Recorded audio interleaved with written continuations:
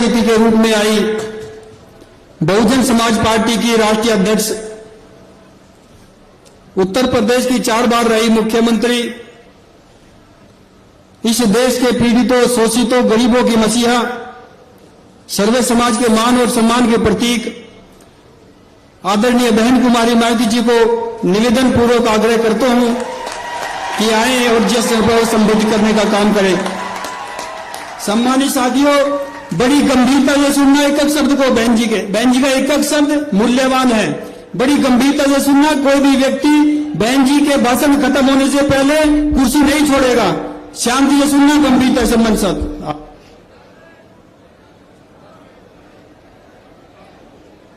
चुनावी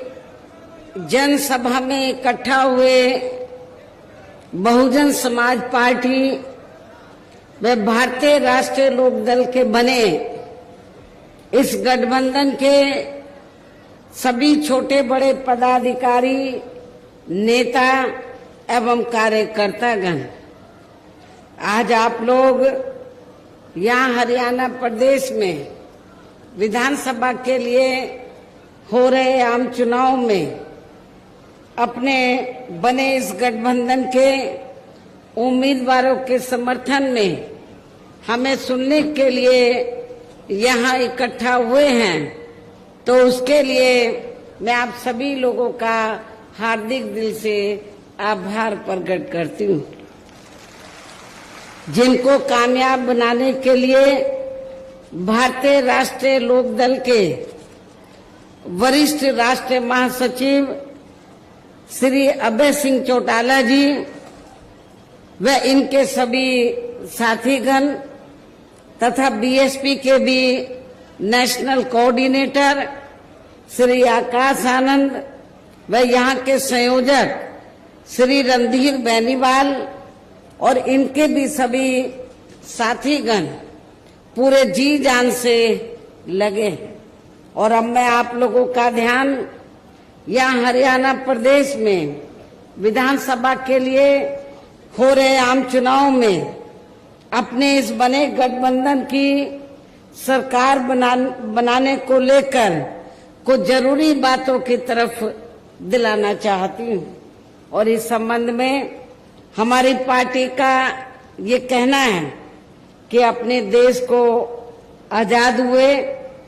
और भारतीय संविधान को भी लागू हुए अब वर्षों बीत चुके हैं, और इस लंबी अवधि में केंद्र व आपके हरियाणा प्रदेश में भी विभिन्न विरोधी पार्टियों की सरकारें रही हैं। लेकिन दुख की बात यह है कि इस दौरान आपके हरियाणा प्रदेश में भी यहाँ विरोधी पार्टियों की रही सरकारों में सर्व समाज में से खासकर दलितों, आदिवासियों, पिछड़े वर्गों, मुस्लिम व अन्य धार्मिक अल्पसंख्यकों के साथ साथ गरीबों,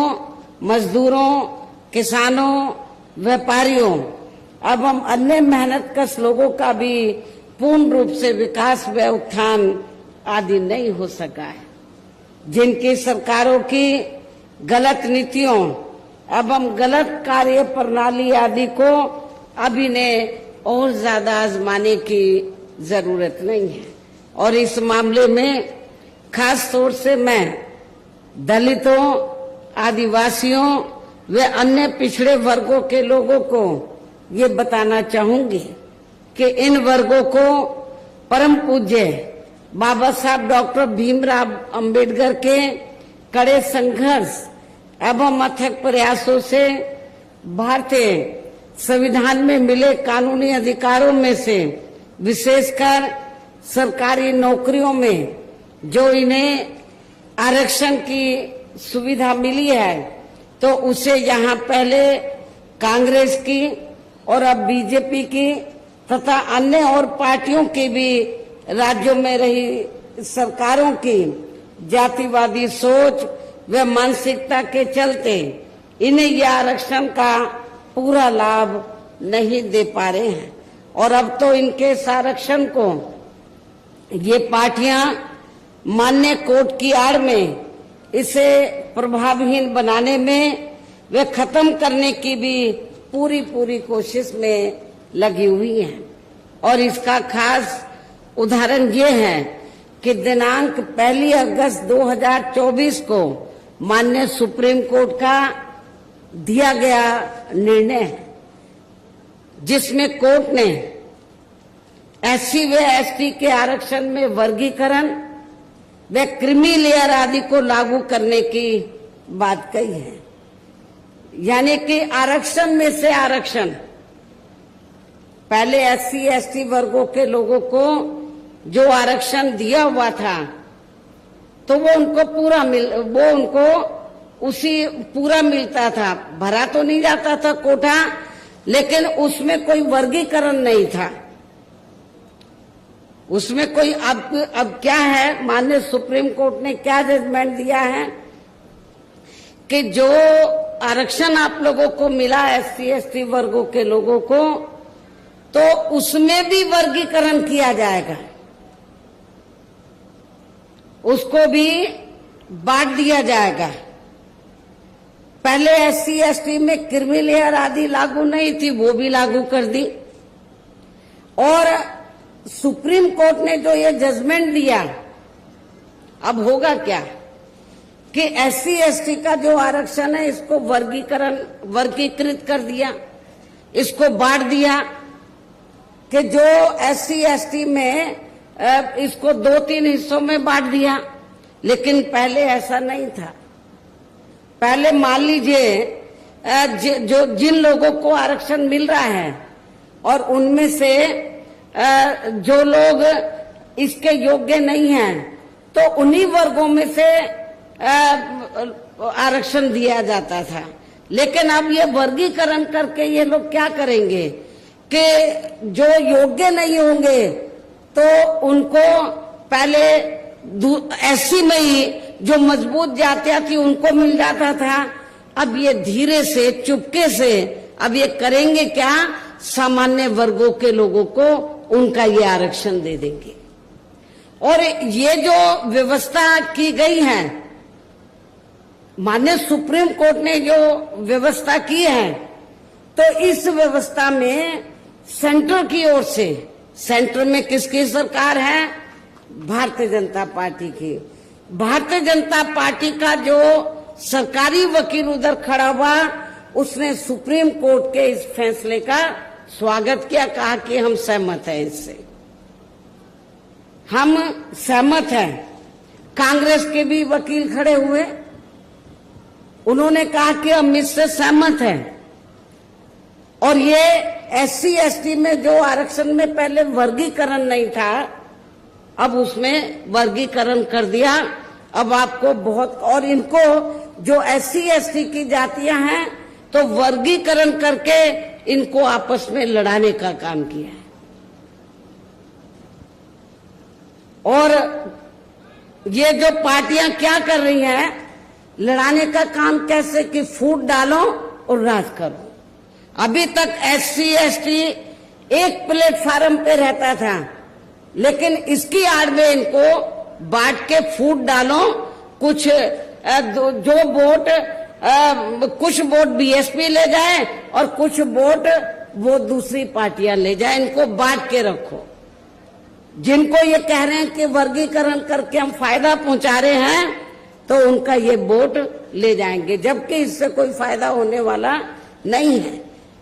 धीरे पर्दे के पीछे इसका ज्यादातर लाभ जनरल लोगों को ही मिल जाएगा। और एक दिन ऐसा आ जाएगा कि आपका ये आरक्षण प्रभावहीन बन जाएगा, ना के बराबर रह जाएगा, खत्म हो जाएगा। और यदि इन वर्गों के आरक्षण के मामले में केंद्र की वर्तमान भाजपा सरकार की भी नीति व नीयत साफ होती, तो फिर ये सरकार माननीय सुप्रीम कोर्ट के आरक्षण को लेकर आई इस निर्णय को बिना कोई देरी किए हुए उसे निष्प्रभावी बनाने व पूर्व की स्थिति में लाने के लिए संसद का विशेष सत्र बुलाकर फिर संवैधानिक संशोधन विधेयक जरूर लाती और उसे विपक्ष को साथ में लेकर पास भी जरूर कराती, और इतना ही नहीं बल्कि इसके लिए कांग्रेस व इनके इंडिया गठबंधन ने अभी तक भी केंद्र सरकार पर कोई दबाव नहीं बनाया है, और ऐसा करना तो बहुत दूर की बात रही, बल्कि इन्होंने माननीय सुप्रीम कोर्ट के इस निर्णय पर अभी तक कुछ भी खुलकर नहीं बोला है। ना बीजेपी ने, ना कांग्रेस ने, ना अन्य पार्टियों ने कुछ भी खुलकर नहीं बोला है। और इस मामले में केंद्र की भाजपा सरकार व अधिकांश सभी विरोधी पार्टियां अभी तक भी चुप्पी साधे हुए हैं। यहां मैं ये भी बता देना चाहती हूं कि माननीय कोर्ट ने SC/ST आरक्षण में वर्गीकरण करने व क्रीमी लेयर को भी लागू करने का ये कार्य जो पहले संसद के पास था, राष्ट्रपति जी के पास था, उनसे वापस लेकर तो SC/ST के आरक्षण में वर्गीकरण करने व क्रीमी लेयर को भी लागू करने का ये कार्य अब राज्य सरकारों के ऊपर छोड़ दिया है। जो पहले राज्य सरकारों के पास नहीं था, संसद के पास था, राष्ट्रपति जी के पास था, ये राज्य सरकारों के ऊपर छोड़ दिया है। जो राज्य सरकारें हैं, जिस भी पार्टी की सरकार बनेगी तो उस पार्टी की सरकार फिर अपने हिसाब से इसका पूरा राजनीतिक फायदा भी उठाएगी। साथ ही इसकी आड़ में इन वर्गों को बांटकर इन्हें आपस में भी लड़ाएगी, अर्थात अब ये पार्टियां फूट डालो व राज करो की नीति का भरपूर फायदा उठाएंगी। जबकि संविधान के मुताबिक कि जाति को SC व ST की सूची में शामिल करना है या नहीं करना है, तो इसका ये अधिकार अभी तक, जैसा कि मैंने आप लोगों को बताया, ये केवल संसद व माननीय राष्ट्रपति जी को ही दिया हुआ था, जिसे 1 अगस्त 2024 को माननीय सुप्रीम कोर्ट के आए निर्णय के जरिए इसे अब वापस लेकर सीधे ही राज्य सरकारों को दे दिया गया है, जिससे अब इन वर्गों के साथ काफी नाइंसाफी होगी, अर्थात इनका भी आरक्षण ना के बराबर ही रह जाएगा। और अब तो कांग्रेस के श्री राहुल गांधी ने भी विदेश में जाकर इनके सभी आरक्षण को आगे वक्त आने पर खत्म करने का भी ऐलान कर दिया है। इसलिए इन वर्गों के लोगों को बाबा साहब डॉक्टर भीमराव अंबेडकर द्वारा जो इन्हें आरक्षण का ये संवैधानिक अधिकार मिला है, तो इसे बचाने के लिए अब यहाँ हरियाणा प्रदेश में हो रहे विधानसभा चुनाव में इन वर्गों को, ऐसी सभी आरक्षण विरोधी पार्टियों को अपना कतई भी वोट नहीं देना है। जो ये पार्टियां माननीय सुप्रीम कोर्ट के आए इस निर्णय को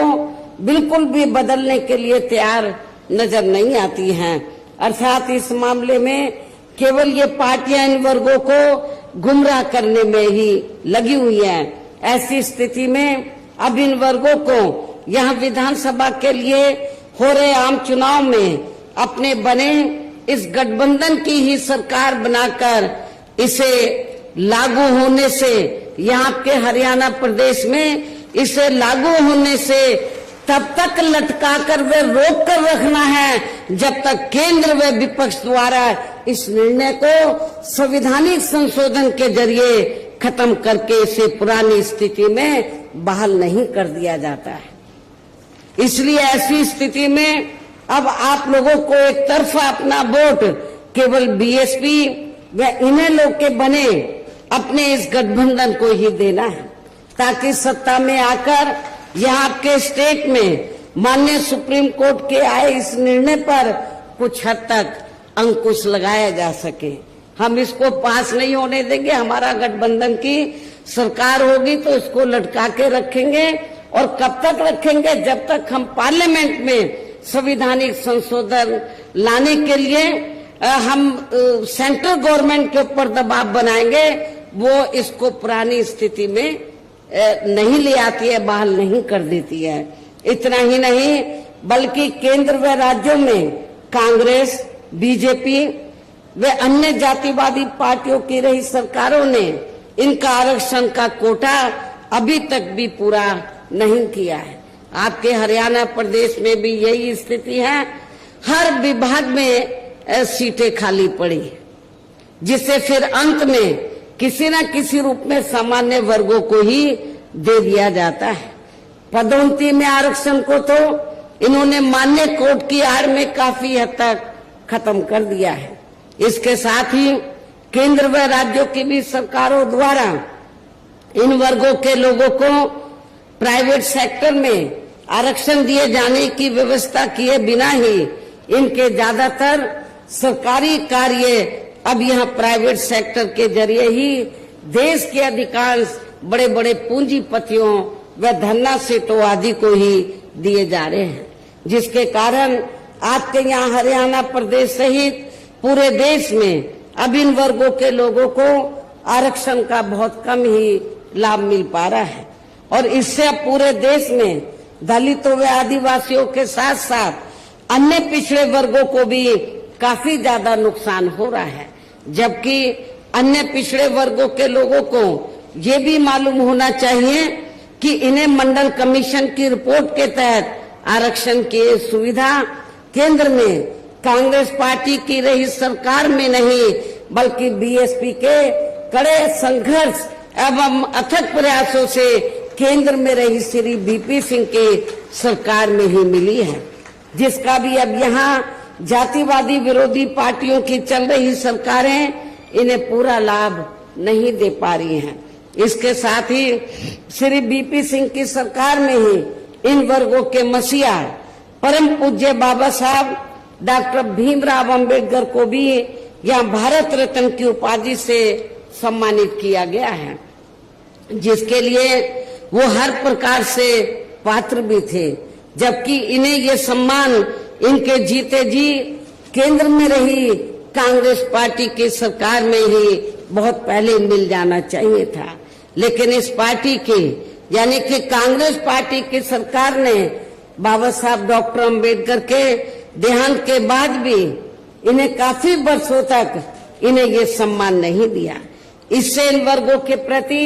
इस कांग्रेस पार्टी की हीन व जातिवादी मानसिकता साफ झलकती है। इतना ही नहीं बल्कि इनके कारवां को आगे बढ़ाने वाले वे हर मामले में समर्पित रहे व्यक्तित्व मान्यवर श्री कांशीराम जी के देहांत होने पर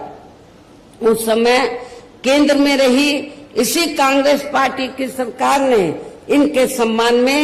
एक दिन का भी राष्ट्रीय शोक घोषित नहीं किया था। इसके साथ ही इन वर्गों के लोगों को जुर्म जाति से निजात दिलाने के लिए जो भी यहाँ नियम व कानून आदि बने हैं तो उन पर भी केंद्र व राज्यों की सरकारें सही से अमल नहीं कर पा रही हैं, जिससे अब यह खासकर दलितों, आदिवासियों व अन्य पिछड़े वर्गों के ऊपर शोषण करने वाले लोगों का मनोबल और भी ज्यादा बढ़ रहा है। और ये सब हमें यहाँ आपके हरियाणा प्रदेश में भी काफी कुछ देखने के लिए मिल रहा है। इसी प्रकार हमें पूरे देश में मुस्लिम व अन्य अखिलेश समाज के लोगों की भी अधिकांश मामलों में हालत कोई खास अच्छी नजर नहीं आती है। इनके साथ साथ अपर कास्ट समाज व जाट समाज में भी खासकर गरीब लोगों की आर्थिक स्थिति अभी भी यहाँ आपके प्रदेश सहित पूरे देश में काफी ज्यादा खराब व दयनीय ही बनी हुई है। इनके अलावा आपके हरियाणा प्रदेश सहित पूरे देश में सर्व समाज में से विशेषकर यहाँ गरीब, मजदूर, किसान, कर्मचारी, छोटा व्यापारी एवं अन्य मेहनतकश लोग भी अपनी विभिन्न समस्याओं को लेकर अभी भी हमें काफी ज्यादा दुखी ही नजर आते हैं। और इनमें भी किसान वर्ग तो केंद्र में अभी तक की रही सभी सरकारों द्वारा बनाई गई उनकी गलत नीतियों के कारण अब काफी ज्यादा परेशान व दुखी भी रहा है और अभी भी है। लेकिन इन सब की मुख्य वजह हमारी पार्टी केंद्र में व आपके हरियाणा प्रदेश में भी यहाँ अब तक की रही अधिकांश विरोधी पार्टियों की सरकारों की गरीब व किसान विरोधी तथा इनकी जातिवादी, पूंजीवादी व संकीर्ण मानसिकता के तहत बनाई गई उनकी गलत नीतियों एवं गलत कार्य प्रणाली को ही काफी हद तक जिम्मेवार मानकर चलती है। और इस मामले में खासकर इनकी गलत आर्थिक नीतियों के वजह से ही आए दिन यहाँ पूरे देश में गरीबी, बेरोजगारी व महंगाई आदि भी काफी ज्यादा बढ़ रही है, जिससे आम जनता काफी ज्यादा परेशान व दुखी भी है। इसके साथ साथ अभी भी अपने देश में भ्रष्टाचार हर स्तर पर काफी ज्यादा फैला हुआ है, जिससे आपका खुद का अपना हरियाणा प्रदेश भी अछूता नहीं रहा है। और इन सब का मुख्य कारण हमारी पार्टी आजादी के बाद से लेकर अभी तक केंद्र व देश के अधिकांश राज्यों में तथा आपके खुद के अपने हरियाणा प्रदेश में भी ज्यादातर सत्ता यहाँ खासकर पूंजीवादी पार्टियों के हाथों में ही आने को मानकर चलती है, जिसके कारण ही अब पूरे देश में वे आपके खुद के अपने प्रदेश में भी अभी भी हमें यहाँ सर्व समाज के लोग अधिकांश मामलों में काफी ज्यादा दुखी व परेशान ही नजर आते हैं, जबकि पूरे देश में बहुजन समाज पार्टी ही अकेली एक ऐसी पार्टी है जो विरोधी पार्टियों की तरह देश के बड़े बड़े पूंजीपतियों व धन्ना सेठों की आर्थिक मदद से नहीं बल्कि अपनी पार्टी के ही आम कार्यकर्ताओं की आर्थिक मदद से चुनाव लड़कर यहाँ केंद्र व राज्यों की भी सत्ता में आना चाहती है, ताकि हमारी पार्टी सत्ता में आने के बाद फिर बिना किसी दबाव के वे आजाद होकर सर्व समाज के लोगों की सभी समस्याओं का समाधान करके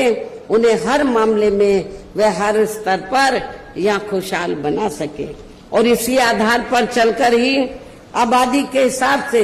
देश के सबसे बड़े प्रदेश उत्तर प्रदेश में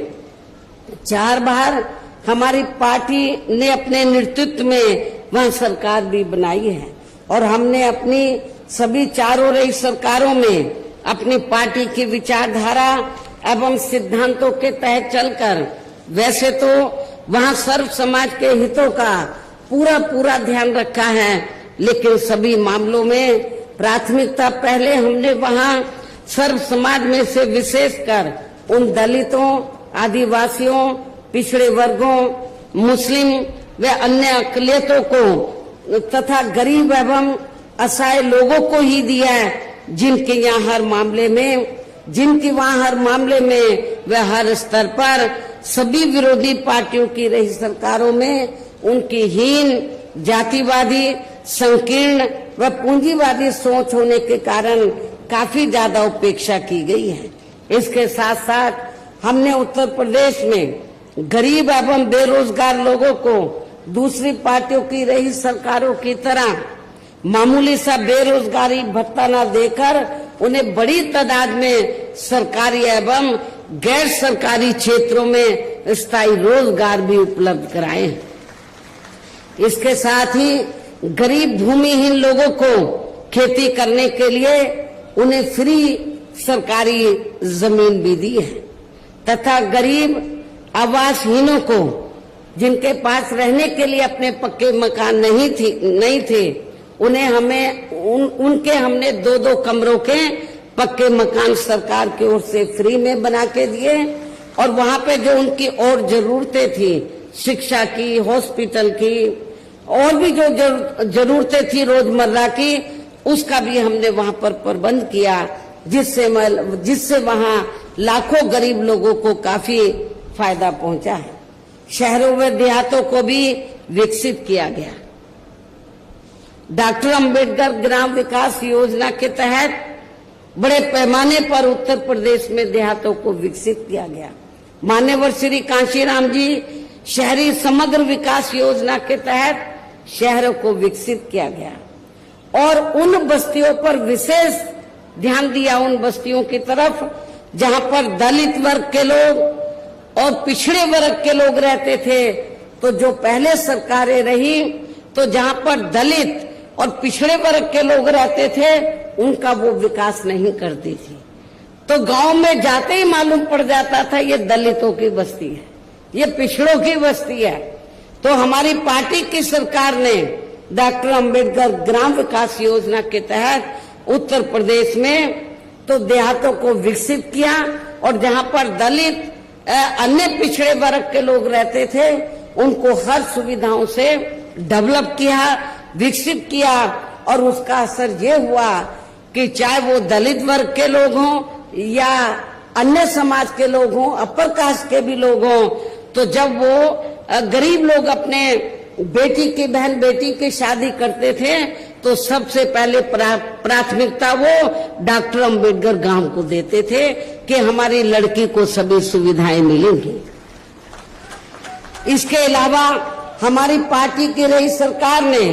वहां विभिन्न क्षेत्रों में लगे लोगों के साथ साथ छात्रों, युवाओं, महिलाओं व बुजुर्गों आदि के हितों में भी अनेकों महत्वपूर्ण व ऐतिहासिक कार्य किए हैं जिनसे इन्हें काफी ज्यादा